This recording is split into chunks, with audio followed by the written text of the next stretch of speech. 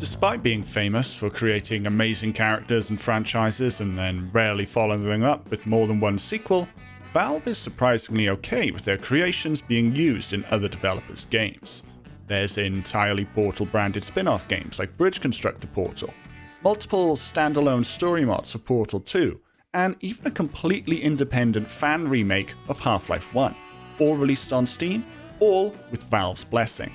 Now, whilst Team Fortress 2 hasn't quite yet reached the same heights as those examples, its characters are no strangers to being adapted and integrated into plenty of other games over the years.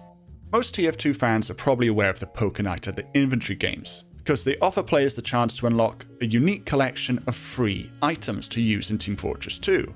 And who doesn't love free items? Both Poker Night games feature you, the silent protagonist, sitting around a poker table with recognizable characters from other franchises, including GLaDOS from Portal as the dealer, and of course, none other than Heavy Weapons Guy. As far as TF2 cameos go, this is one of the more substantial ones, because not only is Heavy voiced by his original TF2 voice actor Gary Schwartz, but the script is also read and approved by Valve before release. It is over? I lose? I bring terrible loss to team.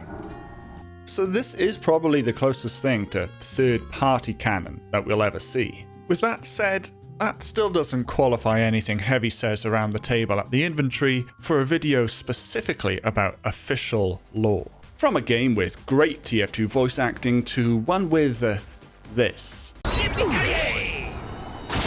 Believe it or not, Sonic and All-Stars Racing Transformed Collection isn't just a snappy title, but it's also a multi-platform game published by Sega back in 2012, and is probably the best kart racer that isn't Mario Kart. But that isn't necessarily a high bar when the competition is games such as Garfield Kart and Garfield Kart 2. Whilst most versions of this game feature some of your favourite Sega characters like Amigo from that one 1999 arcade game, multiple characters from the beloved household name Space Channel 5, and the actual manager from Football Manager, the Steam release of the game also came with your favourite Valve character, Team Fortress. Okay, so as the title of the game implies, there is a transforming gimmick. As you race through courses, your kart swaps between a road car, an aeroplane, and a boat. So, rather than pad the roster with any more filler than it's already packing, playing as the character Team Fortress sees Pyro driving on the road, Spy piloting the comically small Wacky Races style plane, and Heavy in his natural habitat of steering a machine gun mounted hovercraft. Interesting voice acting aside, the representations of the characters in-game are actually pretty solid, and it's cool to see some of the mercs fully inserted into a completely unexpected game world and genre, and even have their own uniquely themed vehicles to boot. If you're sitting there thinking you definitely already know every game that I'm going to mention in this video, then please allow me to introduce Western Press. If your reaction to that is, yes Casper, obviously I know about the official Heavy DLC for this incredibly niche typing game that is so obscure that it's averaged less than one player nearly every month for over 5 years, then all I have left to say to you is damn, respect. For everyone else, however, I can tell you that Western Press is a pretty interesting take on the idea of a quick-draw Western gun duel, where the winner is the person who enters the buttons the fastest. I already had my controller plugged in from racing in a Sega Wonderland, and whilst I was doing fairly well against a computer opponent who was ultimately just there to let me win, it wasn't until I realised that the game also supported keyboard input did I really start to get into it, promptly reducing my best times from around 5 seconds to closer to 2 seconds. All characters actually function identically in this game, so Heavy doesn't do anything special in that regard, acting more like a skin for your character. But he does come with his own Heavy-themed flavor text and some honestly very nicely crafted low-bit pixel art animations.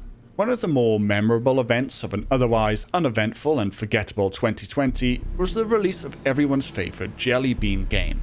No, not that one, Fall Guys.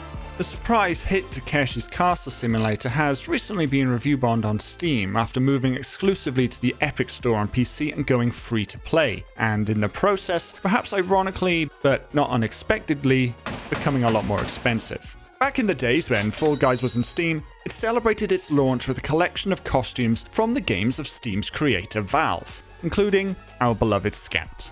Back when the game first launched, the Scout costume cost 10 crowns total, which at the time was a currency almost exclusively earned by winning matches, meaning that our spunky, half-French Bostonian was represented by only the most epic of Jelly Bean gamers. And it's the same one of our 9 mercs, who appears as a stylized bobblehead in another 2020 hit, Half-Life Alyx. Now, whilst of course this is a Valve title just like Team Fortress 2, them actually acknowledging the existence of TF2 in any form is sadly something worth mentioning. And sure, this little guy was even in the initial trailer for Alyx, so chances are this Easter egg is no big surprise to most of you. But I went ahead and created a new save file and had to experience the spiraling lows and fraptious joys of recording VR gameplay to get these few uneventful seconds of footage that you're watching right now. So Gabe be damned if this wasn't going in the video. Next up is Monday Night Combat.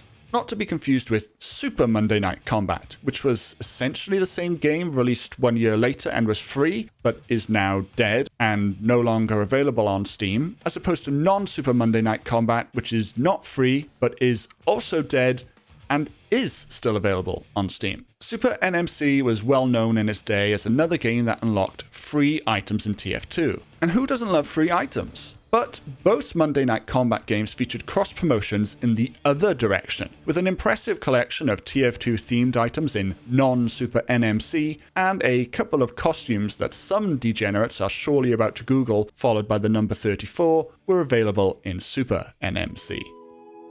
Does anyone remember PopCap before Electronic Arts? There was a time where the thought of Plants vs. Zombies or Bejeweled didn't make my brain turn to miserable goop for all the microtransactions and mobile bloat that they're now associated with.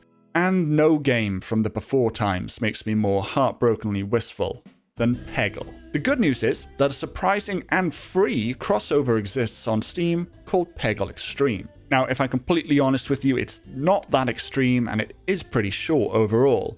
But it does feature a surprising amount of custom content for a free game that is ultimately just an advertisement for the full game Peggle Deluxe, aiming to capitalize on the release of the Orange Box. With that said, it did release a month before the Orange Box, suggesting that Valve worked alongside PopCap, at the time just an indie studio known for games like Bookworm Adventures and Insane Aquarium, in order to help Peggle Extreme get made. And the game even has unique crossover artwork, like Beyond the Unicorn in TF2 Merc style gear, donned with dual-mounted miniguns. If my extremely limited and definitely biased personal friends list is anything to go by, then at least 25% of all TF2 players have given the similarly free-to-play class-based shooter Paladins a try at some point in their gaming careers. Whilst ultimately not that similar to TF2 when it comes to gameplay, and definitely not inspired by Overwatch, Paladins has an engineer kind of guy named Barrick. To celebrate their relationship with Valve and capitalize on the overlapping markets of their games, Barrick has a skin dressing him up just like our Texas homeboy Dell. As far as crossovers go, this is another one of very impressive quality and commitment to doing it right by the source material. Whilst wearing this costume, Barrick has a huge collection of unique voice lines, not only clearly inspired by quotes from TF2's engineer, but once again voiced by the actual TF2 voice actor, Grant Goodeve. Erecting a barricade. Now, bear in mind that this is an American actor doing a southern accent as if it were being played by a Scottish dwarf, whose accent is portrayed by a completely different but also American voice actor. So if the delivery seems a bit off, then it's possibly something to do with that. Or maybe it's just the absolute bizarreness of hearing Engineer talk about ultimate abilities and perfume. Ultimate is ready. If you're trying to sneak up on people, maybe you shouldn't wear perfume. As I'd already set up the VR headset to capture this thrilling close-up footage of the Scout figure in Alyx, it seemed only sensible that I feature the Meet the Medic VR experience in Surgeon Simulator as well. Now, I'm not the kind of guy who enjoys intentionally obtuse games. In fact, I don't even have the patience for unintentionally obtuse games, and I've refunded so many games on Steam after getting frustrated in less than 30 minutes that I'm legitimately surprised that I haven't been blacklisted by Steam support at this point. So please believe me when I say, I did this for you. But for everything this lacks in simulated satisfaction, it more than makes up for it in faithfulness to the original Meet the Medic short. Heart goes pop? Check. plug in Uberifier? Check. Impossible to reach Mega Baboon Heart? Check. Seriously, for some reason, this game has no way to move around other than physically walking around your room. And I'm already playing in full room scale mode, and I cannot reach the Baboon Heart. That blue grid that you see is the boundary of the play space, which is in my case, a literal brick wall. At one point I even managed to open the door to the hallway and reach out, and I still couldn't reach the Baboon Heart. But look, buddy, I'm a gamer, and that means I solve problems. As much as I disparaged the Surgeon Simulator formula but a moment ago, this is a great little VR experience, minus the obvious space issue. And as soon as I realized that you meant to hold the heart up to the beam, which, to be fair, is exactly how it is in the original short, I was able to string together the correct set of careful incisions and acrobatic compromises and successfully revive my fallen comrade. I've got to admit, it did feel pretty good. But that's it.